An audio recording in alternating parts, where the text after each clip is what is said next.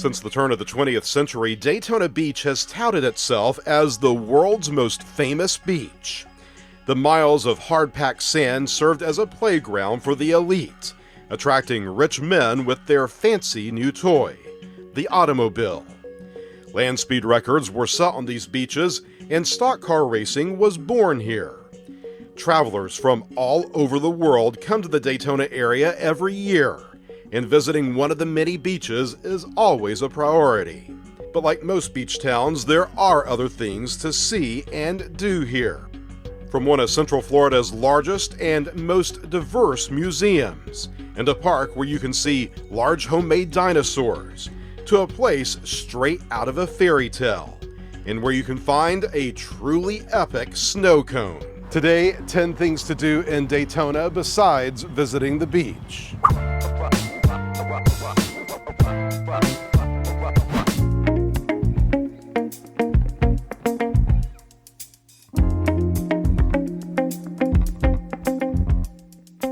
Stock car racing might have gotten its start on the world's most famous beach, but it's at the world center of racing where the sport lives today. Take a tram tour of Daytona International Speedway, where you'll experience the 31-degree banks on the track. Or strap in for a spin around the tri-oval in an actual race car. Inside the Ticket and Tours building is the Motorsports Hall of Fame of America, with thousands of racing artifacts on display. Across from the Speedway is One Daytona, an entertainment and retail complex featuring chain restaurants and a Bass Pro Shop. Get your caffeine fix at Copperline Coffee, or tempt that sweet tooth with a cool treat from Jeremiah's Italian Ice. You'll also find a Four Rivers barbecue here, and be sure to look up above the splash pad for the Jensen Diving Girl. She was moved to this location a few years ago after spending much of her existence above a shop on the beach side. Perhaps the most underrated museum in the Southeast, the Museum of Arts and Sciences has exhibits on a little bit of everything. There's lots of art here from all over the world, and the impressive remains of a 13-foot giant ground sloth that was discovered just a few miles down the road. But where this museum really shines is the Root Family Museum, specializing in rare items of Americana. One of the largest Coca-Cola collections anywhere is on display, and there's even an enclosed train station complete with 2 mid-century train cars inside. Angel and Phelps was founded by 2 women in the 1920s, and since the start of World War II, the company has been hand-making chocolate confections in Daytona Beach. They dip almost everything in chocolate here, from strips of bacon and potato chips to coffee beans and everyone's favorite, the Twinkie. And take it from someone with experience, it's also a great place to pick up those last-minute anniversary gifts. Tucked away in a modest Port Orange neighborhood are the covered ruins of a sugar mill. But this exquisite property for a short time in the 1940s was home to a little theme park called Bongo Land. There's not much of it left except this large T-Rex bearing its teeth, and a number of other homemade dinosaurs made out of chicken wire and concrete.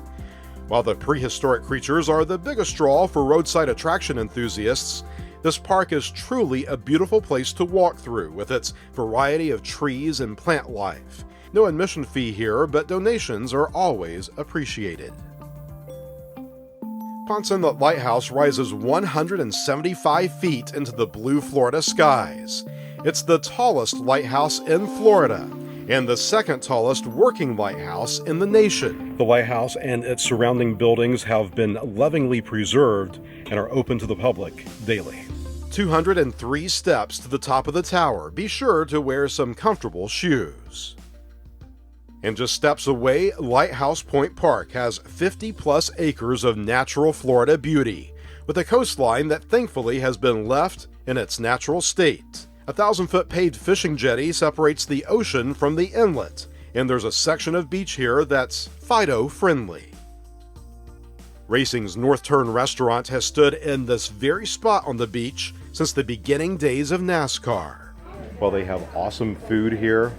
This place inside Really seems more like a museum. If you're a race fan, be sure to add North Turn to your list of places to eat while in town.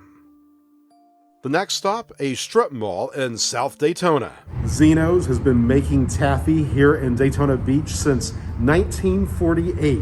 Proclaimed the world's most famous taffy, the makers here at the factory know how to pull and whip the taffy to make it so light and smooth that it melts in your mouth.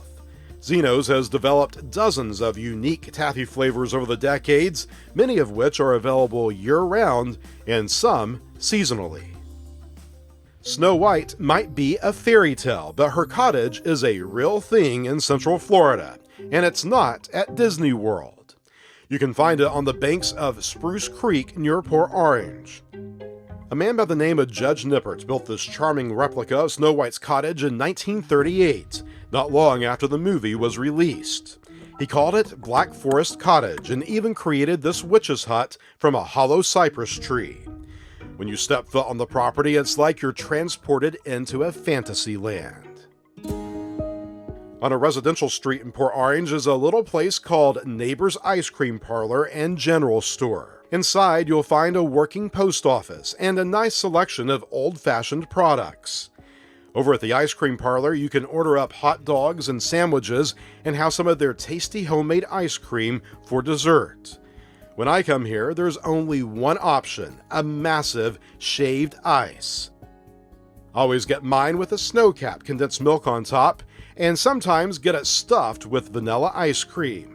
They have lots of syrupy flavors to choose from, and even the smallest size is huge. Bring some extra folks to help you eat this thing. That's it. That's our list of 10 things to do in Daytona besides visiting the beach. If you have something you would like for us to include in a future video, leave a comment down below and you might just see it. Thank you so much for watching from Daytona Beach. Happy gallivanting!